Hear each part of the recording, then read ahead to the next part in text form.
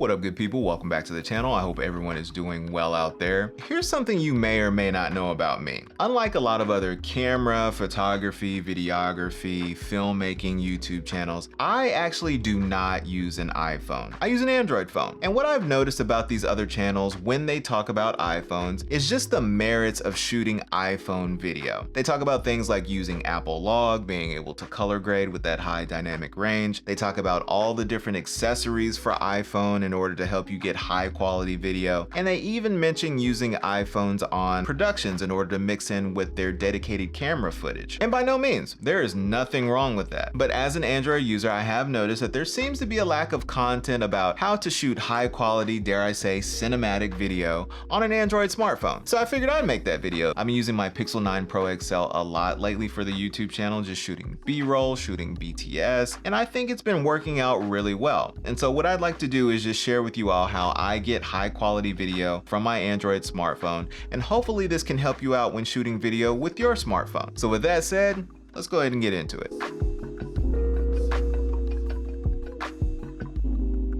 Now to get us started, let me go ahead and address the question that I know some of you are having right now. Gray, if I already own a dedicated camera, why do I need to shoot video with a smartphone? And I must admit, a smartphone is not my first choice for shooting video. And if you've been following the channel for a while, you do know that I do have dedicated cameras that I shoot with, as evidenced by this area right over here. But here's the thing, I talk about cameras on this channel. And when I have a camera that I want to talk about, I can't film the camera that I want to talk about with the camera that I want to talk about. So I need another camera to film the camera that I want to talk about in order to get that BTS footage. Does that make sense? And sometimes it's just easier to do that with a smartphone versus another dedicated camera, especially if I'm out on location, in a crowd, fidgeting with a whole bunch of gear, and I'm trying to capture the shot. Sometimes it's just easier with a smartphone. And there are various other scenarios where filming with a smartphone, it just works out better. Like right now is a perfect scenario where I'm about to go to a coffee shop because, you know, my 9 to 5, I actually do work remotely. From time to time, I actually do work from a coffee shop, and I don't really want to bring a dedicated camera to that. You know, the primary focus is work, and also a coffee shop is a little bit more of an intimate setting, and so, you know, I don't really want to have that awkwardness of a dedicated camera. So having a smartphone, being able to document and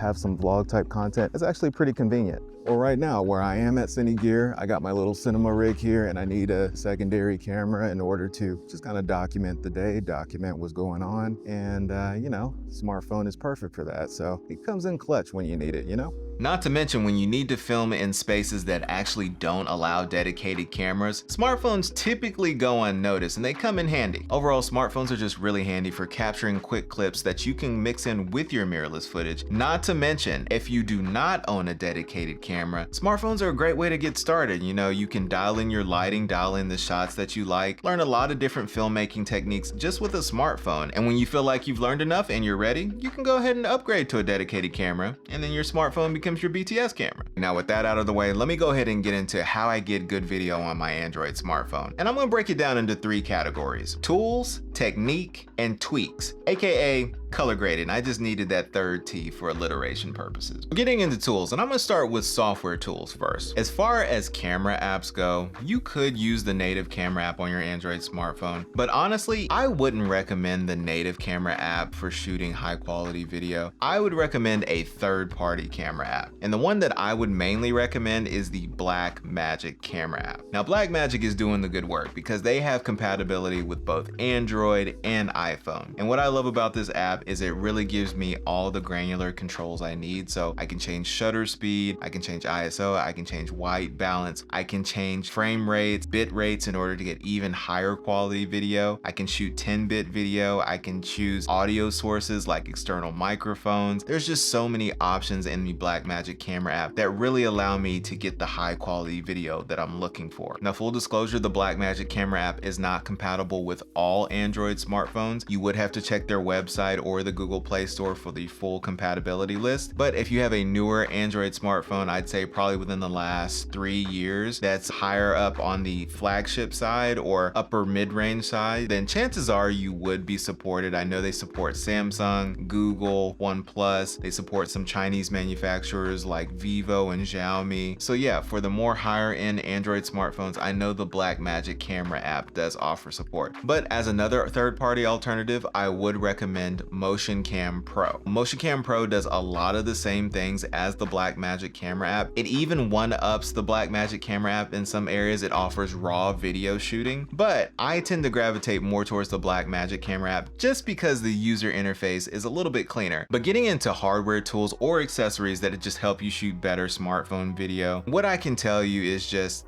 keep it simple. In my opinion, you really only need 4 essentials in order to shoot better smartphone video. The first one is a MagSafe case. MagSafe cases are so useful for just attaching other accessories on the back really quickly, being able to pop them on, pop them off, and it really just speeds up the workflow of shooting video with your smartphone. The one I have here is the Nilkin MagSafe case. What I love about this one is that it is super grippy, has really nice grippy texture, and it doesn't really add any thickness to the phone. And so once you start slapping accessories on the back, it does still maintain a relatively slim profile. Secondly, I would recommend an ND filter of some sort. Me, myself, I have a variable ND filter that I've attached just to a quick clip that I can clip on and clip off of my phone. What this is gonna do, it's gonna help you just maintain your 180-degree shutter rule and still get that necessary motion blur, especially shooting on bright sunny days. The ND filter really comes in clutch for that. Third, I recommend some type of external microphone in order to really capture good audio with your video, especially if you're going to be talking to the camera yourself. Me, myself, I have 2 sets of wireless mics. The main one I use is the Hollyland M2S. I like it because it just clips on pretty easy and the audio quality coming out of it is really good. But alternatively, I also have the Boya Mic Minis, which are a lot more affordable and they come in a much smaller package. They're about the same size as a earbuds case. Another thing I love about them is that they already have the wind filter attached to it, so you will already get that filtering, and it even has some cool features like a voice changer mode. I never really use it, but I just think that's cool. And what I love about both of these sets of wireless mics is that they connect via a USB-C dongle that you plug into your smartphone, so you don't really have to worry about Bluetooth or anything like that. Yes, I can use my DJI Mic 2s with my smartphone, but that's connecting with Bluetooth is a little less stable. I think having the USB-C connection is a little bit more stable in my opinion. And so I definitely recommend those 2 mobile wireless mics for your smartphone. And then the last essential you're gonna need is some sort of tripod to stand your phone up on its own. Now me, I have this nice MagSafe tripod that stays on my phone basically 90% of the time. It always comes with me. It's always allowing me to stand my phone up regardless of if I'm trying to film something or if I just wanna watch a YouTube video on my phone. But you can also use more traditional tripods as well. And so for me, the best part of just having those 4 essentials are, these are items that you can take as part of your everyday carry. Whenever you're ready to film with your smartphone, you're good to go. You got your accessories, you got your phone, you're ready to shoot some video. Now there are other accessories that you could purchase. I do have a little gimbal, I do have additional lights that I can use with my smartphone, but I don't typically bring those. I don't typically use those as much unless I know that I'm gonna be doing some dedicated shooting alongside an actual mirrorless camera. And then the last accessory I'll mention could be important for you if you shoot a lot of video on your smartphone, is having some type of external storage, external SSD, in order to put all of the video on that instead of using up all the storage on your smartphone, especially if you don't have a terabyte or 512 gigs on your phone. Being able to shoot on an external SSD could come in handy, and the Blackmagic camera app and Motion Cam, they allow you to shoot directly on an SSD if it's fast enough. But moving right along into technique or shooting tips, the first tip I have for you is to shoot 10-bit video. If you have the option to select 10-bit video to shoot in, choose that option. For some of you, it may look like shooting HDR video, or in the Blackmagic camera app, it's called BT 2020 versus Rec 709. You want to shoot 10-bit video because that's going to give you the maximum flexibility when you start to color grade, which we'll come back to later. Now, at the time of this recording, log video is not really prevalent in Android smartphones. I think only a select few Android phones do shoot log.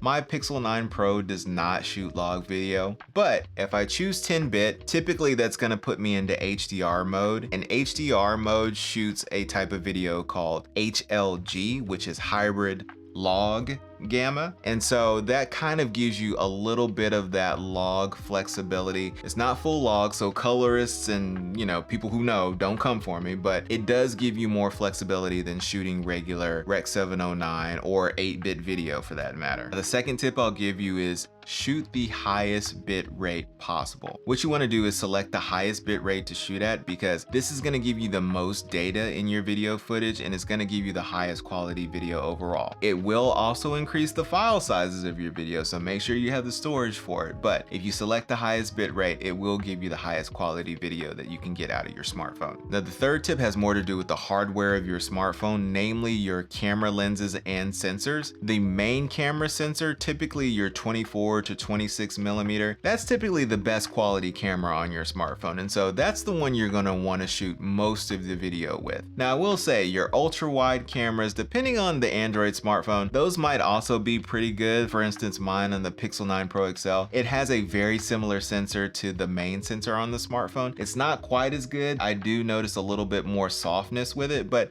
it's still pretty nice. But you can use your ultra wide, you can use your telephoto lenses as well, because ultimately the capability or the field of view that they'll give you, it will be pretty useful. Even if you don't use those camera sensors for a long time, they do come in handy. Just know the quality may not be as good as using the main camera sensor on your phone. Now, this fourth tip can make or break your video quality, and that is nailing your exposure. If you're shooting outside on a bright sunny day, use an ND filter if you want to maintain that 180-degree shutter rule. I shoot 24 frames per second, so I like to shoot with 1/48 shutter speed, so I want to get that motion blur. And I need an ND filter if I'm shooting outside in order to get my exposures right and make sure my highlights aren't blown out. An alternative, if you don't have an ND filter on hand, or if you say you forgot it at home, you would have to crank up your shutter speed. If I'm shooting 24 frames per second and I crank up my shutter speed to like 1/200 of a second or 1/500 of a second, that would bring down my exposure so that things aren't blown out, but I wouldn't have the motion blur that I would be looking for with the 180-degree rule. But you do what you got to do to get the shot sometimes, so sometimes you may just need to crank the shutter. As far as low light goes, if you're going to shoot in low light, make sure there are some lights around and you want to be as close to those lights as possible. Smartphones have very tiny sensors, less than an inch. Some smartphones have 1-inch sensors, but they're small nonetheless. And so sensors that size really need a lot of light. So if you're going to be shooting at night,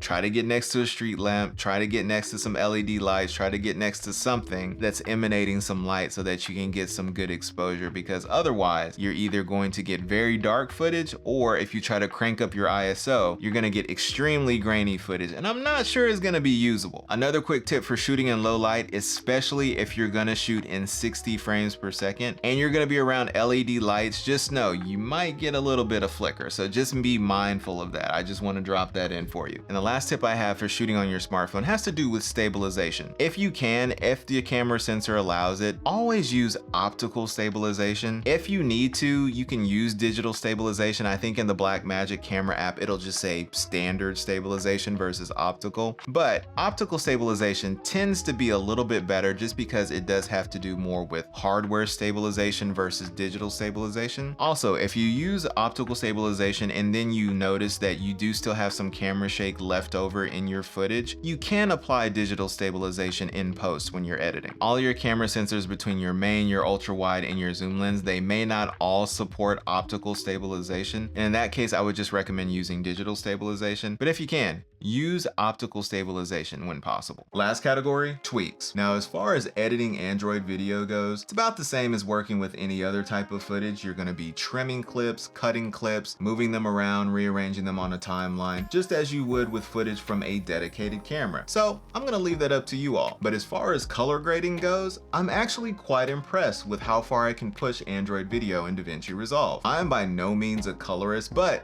I do continue to learn and improve on my color grading skills with each and every video. And here are some methods that have worked for me as far as color grading the footage from my Pixel 9 Pro XL. The first thing we want to do is go into our project settings, specifically the color management tab. We're only going to be working in this first section here. As you can see, we have our color science at DaVinci YRGB. We have our timeline color space at DaVinci Wide Gamut Intermediate. And then for the output color space, we have Rec 709A. Now, the reason I have Rec 709A A versus regular Rec 709 is because I am on a Mac and it has a different gamma output. Once we have these settings dialed in, we can go ahead and save them and then exit out. I already have them saved, so I'm just gonna cancel out. And now I have some clips here that I have already color grade, and I really have two methods of color grading. The first method I use to color grade is more just for basic edits, basic footage. Here's an example of what my node tree looks like. I always start with color space transforms. I do two nodes. The beginning node is my color space transform in, and the last node is my color space transform out. And so for color space transform, this is basically how I'm gonna transform the HDR 10-bit video from my Android phone into the DaVinci wide gamut color space that I've defined for my timeline. And so when we turn this on,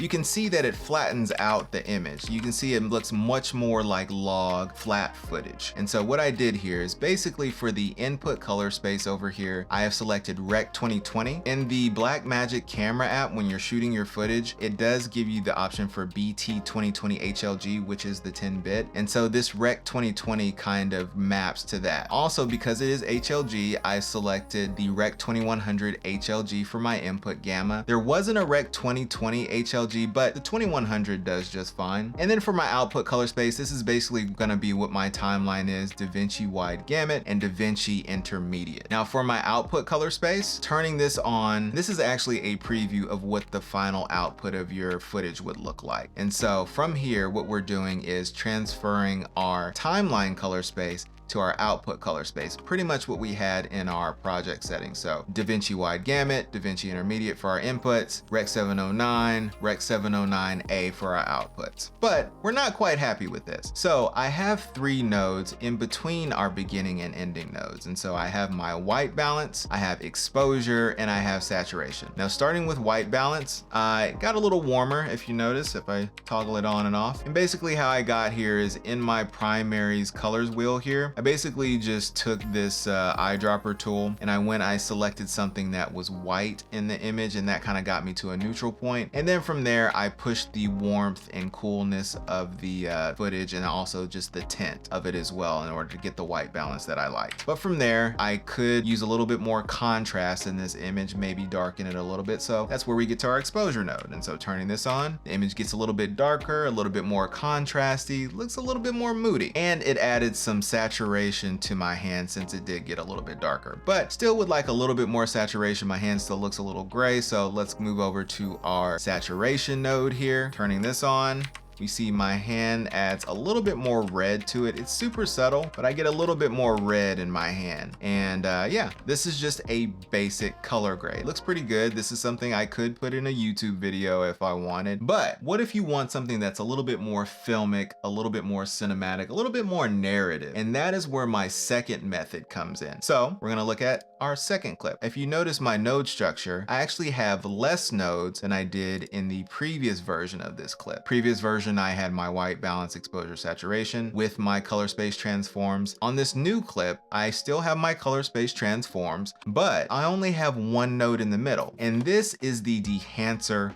plugin. Now, Dehancer was kind enough to reach out and they did provide me with a free 1-month trial. And I gotta tell you, once that trial expired, I actually did end up purchasing it for myself because I loved it that much. And it really allows me to get some more granular, stylistic looks to my footage that I'm really enjoying. And so just taking a look at it, if I turn on this node, we see a much more stylistic look. We see a little bit more grain, a little bit more character to the footage versus our original clip that was a little bit more simple. Neither way is wrong. It's just this way with Dehancer is a little bit more stylistic. And so looking at the Dehancer node itself and looking at the plugin, we have a lot of options here, a lot of ways to push and pull this footage. Starting with the input, because we did set our timeline color space and color space transform to the DaVinci wide gamut intermediate, that's what we're putting as our source. And from there, we can push and pull our footage with exposure, temperature compensation, tint, compensation, defringe, so on and so forth. But where the magic actually comes in is in this second accordion tab here. And this is where we apply our film stock. Now, we talk a lot about Fujifilm simulations. We talk a lot about Sony creative looks on this channel, just being able to transform our photos with film simulations or film recipes. And Dehancer is doing the same thing here. They have a wide variety of film stocks here, everything from Fujifilm film stocks to Kodak film stocks to other more cinema-based film stocks. Lots of different film stocks in here that they have actually scientifically studied and really done the legwork to really authentically replicate. And so right here, I have my Kodak Pro image film stock, but if I go to something like Kodak Gold, gives it a little bit different look. If I go to something like a Rolly, got a more black and white look to it. It's super interesting. Lots of different looks you can add to your footage. Let me just revert back to the one that I had before. From here, you can kind of push and pull the look of it a little bit. And yeah, it just kind of gives a little bit more granular control to editing the base film look. In the next section, we have our film developer. So going into that, you can start to affect the contrast of the film stock itself, the gamma correction of the film stock, the color separation, the color boost of the film stock, and you're really applying these edits directly to the film stock instead of the footage itself. Next up is film compression. I found that film compression is super useful for when you have bright highlights. It's not gonna save you if you blow out your highlight, but it heavily reduces your highlights. So it gives you a much more balanced image when you need it. Next up is expand, which is basically your black point and white point. This next one is also super interesting, especially in tandem with your film stock. What Dehancer is doing here is not only do they provide a film stock, they are also providing a film print stock. So thinking about if you were actually going through the process of getting film developed and you need to decide on a print stock that you want to actually print your photos on. That is what Dehancer is doing here. So they have a Fujifilm print, they have a Kodak's print, and then they have a Kodak Endura glossy paper. And so this would kind of simulate the characteristics of the paper itself as it interacts with your film stock. So this is just with the film stock. This is with the print film as well. And so that's super interesting. Now, color head, I didn't really get into. It's kind of interesting. If you see your image has more of a yellow shift, you can push it more towards blue. Same thing with magentas, greens, cyans, reds. And then for the shadow, midtones, and highlight tones, you can kind of push each one of those either warmer or cooler. Next up is film grain, which is like one of my favorite settings in this. Halation is really good for your highlights to kind of give them a more softer look. What I've found is that it does kind of warm up your image a little bit. So if you don't really want your image to get warmer, I would kind of stand back from halation a little bit or just dial down the effect once you add it. Instead, I would choose the bloom feature, which kind of does the same thing as halation. It adds a softness to your highlights. If you look at what it's doing to the highlights on my camera here, adds that softness, but it doesn't really add a color shift to your image. Film damage is a cool effect. I don't really use it too often. If you notice that this footage is now playing without film damage, if I were to enable it, you can kind of see like little scratches on the footage, really kind of making it look vintage. It's a cool effect, but it's not always needed.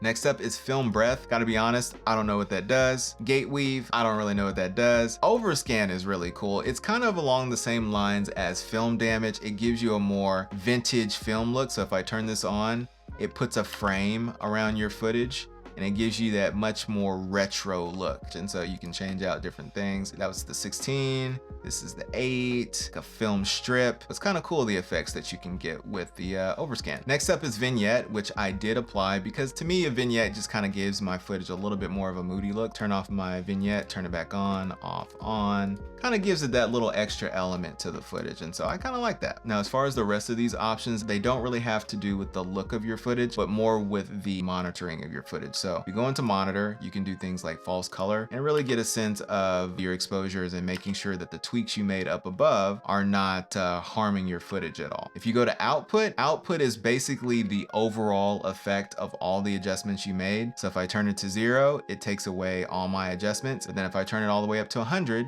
it applies all the changes I made. Next up is LUT Generator, which I have not used yet, but I think it's really cool that you can create your own look and then export it as a LUT to use later. And then the last one is just some quality options in order to really help you get smoother playback. Right now I have the quality set to normal so that I can get faster playback, but I can also set the quality to high. It's probably going to be a little bit slower in the rendering. But one thing you can do is just go up to your playback and go to timeline playback resolution. And I set mine to half in order to get smoother playback when applying all these effects. So yeah, that's the Dehancer plugin. I am really loving it for just the different looks that it's allowing me to get in my footage. It really transforms the look not only of my Android footage, but even of the footage on my dedicated camera. So it really inspires me to go out and capture a lot of different B-roll, a lot of really good scenes, because I know that I can come back, apply Dehancer, and really get some interesting looks as I want to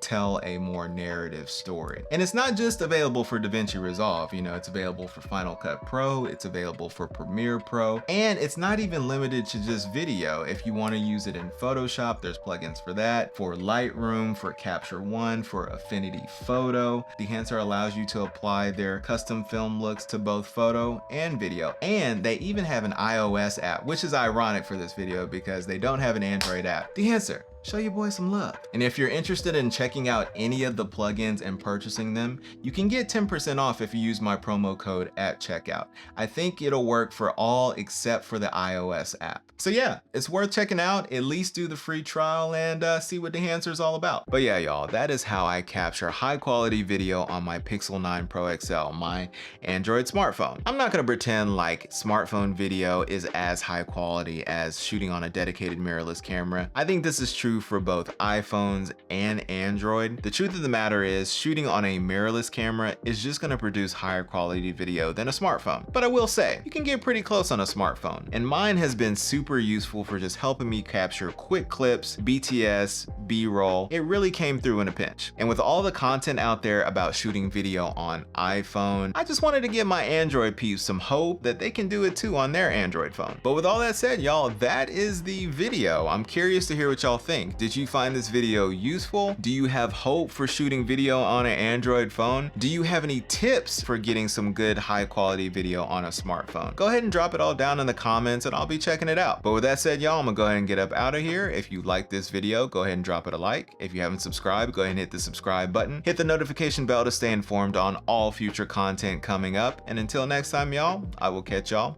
later.